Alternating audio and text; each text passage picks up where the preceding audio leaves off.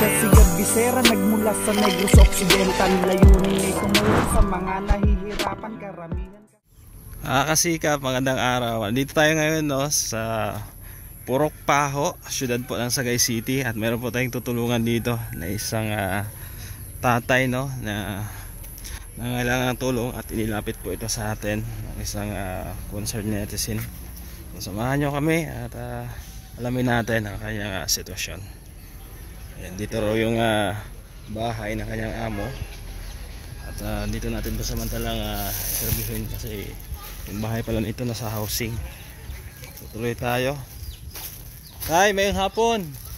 Basta ito si tatay, no? Anong pangalan mo, tay? Si Joey.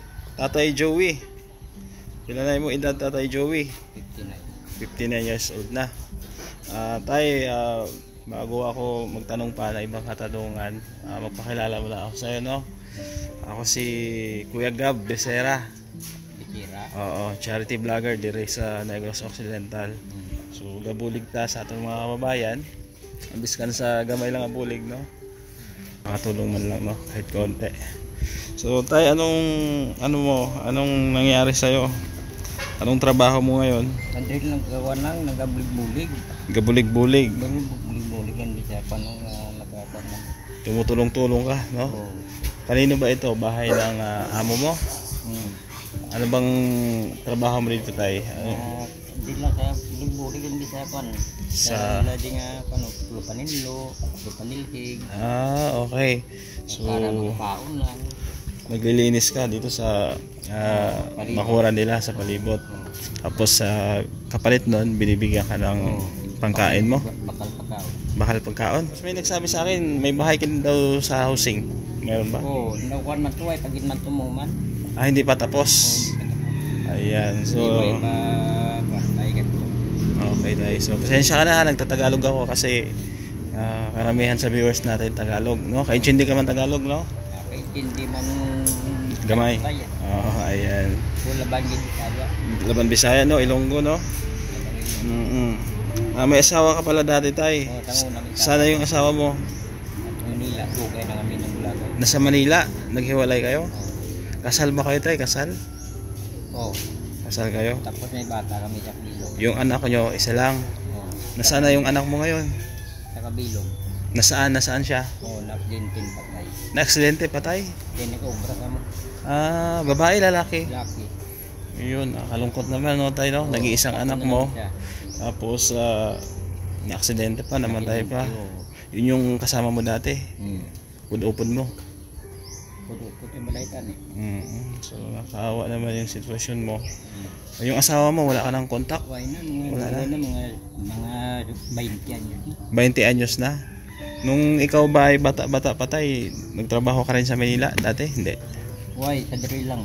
Dito lang sa Negros lang, sa Sagay. Anong trabaho mo rin dati? Nanguna, karga tapas. Karga tapas, yung nagtatabas ng damo, tapos kinakarga sa truck, di ba? Ito bungo ay may platiyan man ko. Ngayon, hindi mo na kayang magkarga tapas kasi may ano ka na, sakit. Anong sakit mo, tay?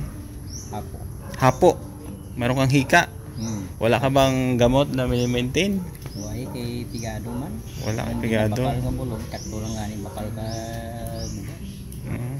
Okay. So, yung kaya mong trabaho talaga, yung ano lang, linis lang dito. Makakain lang. Ayan, so wala ka bang kamag-anak dito, tayo na iba? Mga parientes? Ato man Talisay, may mga pangabuhi man. Talisay, dito sa ano? Talisay, Hermanat. Sa diin ang Talisay, dire lang sa Sagay? Hindi, dito, sakop sa Bacolod? Talisay? Bacolod. Hindi ka nakapasyal doon? Oo. Kapamasyar ka kulong kanto-kanto lang ito. Kasi may pangabuhi naman kaya duwa naman yung tutla. Bahay laki. Yung kapatid mo? Oo. Bahay laki? Oo, bahay laki. May pangabuhi. Wala talaga kayong lupa na pinamana ng magulang sa inyo? Oo. Wala. Saan ka pinanganak? Dito mismo sa Sagay? Hindi. Oo, dito lang kapangasawa Sagay. Hindi rin kinakapangasawa. Yung magulang mo, yung mama at papa mo, taga rito talaga sa Sagay? Hindi, taga-Talisay. Talisay talaga sila? Patay naman sila. Okay. Ako na lang di kaya ang Tapos napadpad ka dito sa Sagay? Oo. Pero taga Talisay talaga kayo? Talisay ko lang una. Okay. Doon pala. Nangayaw kami di Ubram. Ibig sabihin, dati nung araw, dumayo kayo ng ng trabaho dito sa Sagay. Tapos dito ka na tumagal, dito ka na nakapag-asawa. Yun pala yung kwento ng buhay ni tatay, no? Mga kasikap. So, wala palang lupa yung magulang mo doon sa Talisay. Sila, yung mga kapatid mo doon, may mga lupa man sila, sarili? Wala din.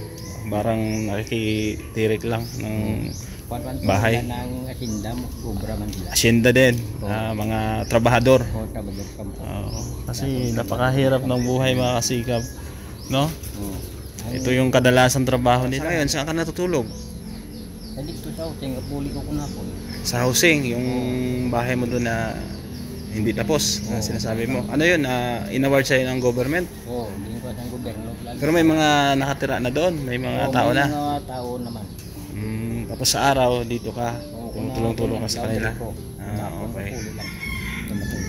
Okay, so ano pala, mabait pala tong may-ari nito. Sino may-ari nitong dito, bahay, tay? Yung Tag-iya, sila? Ang Tag-iya de, mga Lidisma. Mga Lidisma. Tisubong kay Way naman, patay naman sila. Hindi, dito sa bahay na to, dito. Sila ni kuya? Oo.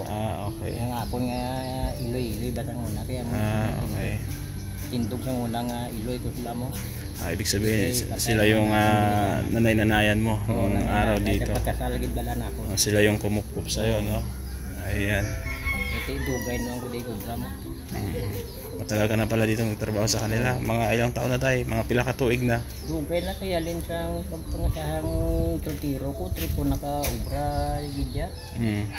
Nung binata ka pa, dito ka na nagtrabaho. Ako tripo nakapangasawa, dre ako naka-ubra. Tapos ang akong bata, dre naman napatay. Dito man namatay. Ayan, so sa ngayon tay, mayroon akong konting tulong na ibibigay sa'yo, no? Hindi naman ako hindi naman ako manggaranon or mayaman, no? Kumbaga tumutulong lang kami ayon lang sa kakayanan. Sa makaya lang tayo, no? Ayan, mayroon akong dalang groceries dito. Ayan, bigay po ni Ma'am Salema Fanatic, galing sa ating sponsor, no? Ayan, worth of 500 na groceries. Tapos yung bigas natin, bigay ni Tita C. Ayan, tulong namin sa iyo, ha? Ayan, anong masasabi mo sa konting tulong namin? Dako din salamat. Ayan, maraming salamat, sabi ni tatay, malaking pasasalamat daw niya. So makatulong na sa iyo yan. So ano pa sana yung wish mo tayo sa buhay? Sarili mo, yung sa mo, kalusugan mo, or at kami tras nga pang buhit mo ko Japon. Pag makakuan mata ako, hindi makabuli mo ko dito ako ng minaubran. Mayong lawas, no? Ayan, so kawa si tatay na mga kasikap. Pangita ang bayad mo. Bagay, kung magkano lang ibigay nila, tsaka makakain ka lang. Oo, antis lang makakaon ng kabalan. Ayan, sige tay. So mga kasikap, andito si Tatay Tami, no, na kilala rin si Tatay, ano pangalan mo ulit tay? Joey. Tatay Joey, no? Ano bang dito tay, sitwasyon ni Tatay Joey? Sa subok sa una may ulubran sila din. May ubra. Way naman kay ti masakit sa. Dito sa Gatiner sa housing. Si kun adlaw, nakadtuan sa di ka bulig-bulig kun ano nang ubrahon ni. So taga-tagaan man sa kang Tag-iya di sa balay. Para makakain lang. Bugas da sa tagaan man sa kwarta. Kasi mo lang na yaman basang puli naman sa kasi kawawa no.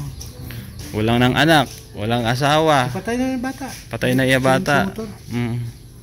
Na aksidente. So nakakalungkot, at yung mga parientes niya pala, mga kamag-anak niya, taga Talisay pala. Oo.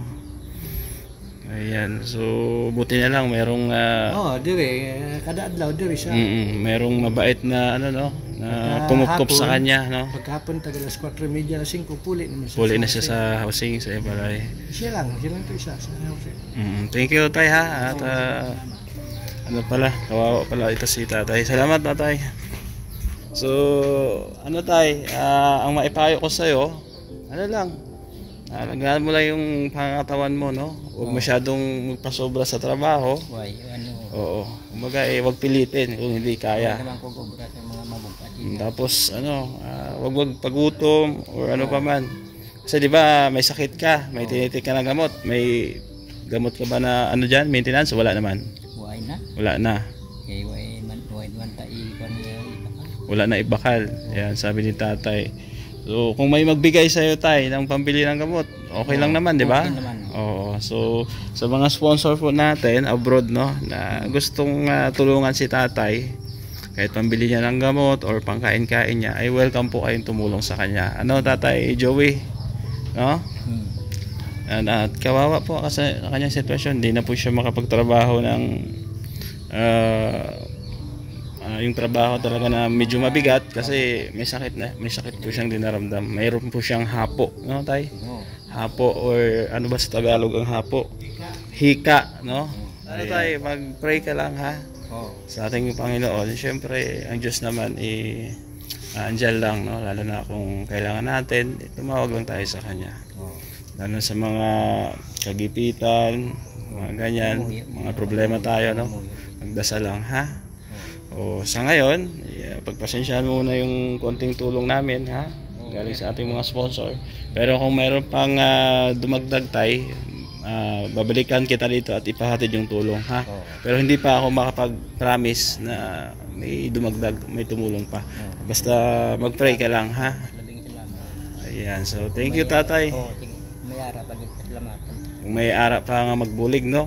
Ayan, sabi ni tatay kung mayroon pa daw tumulong sa kanya, ay pasasalamatan niya po mga kasikap. At yun nga, may edad si tatay. Bakit ka pala tay, nung kabataan mo hindi ka nakapundar ng sarili mong bahay, nakapundar ng sarili mong lupa? Why?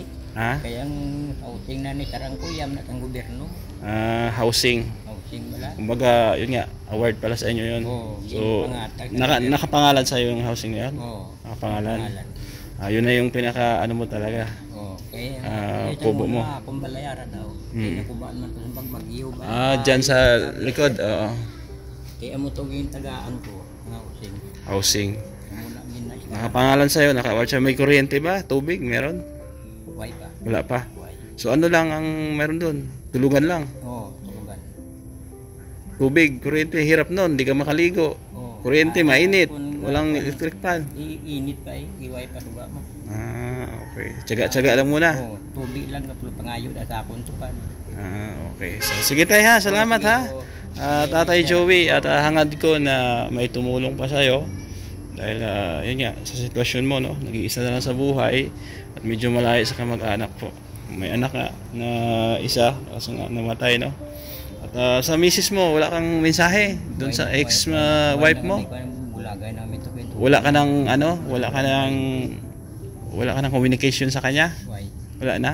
Siguro may asawa ng iba, no? May patay ka, di ka bata ko, anong namatay yung anak mo, hindi siya nakauwi? Sige.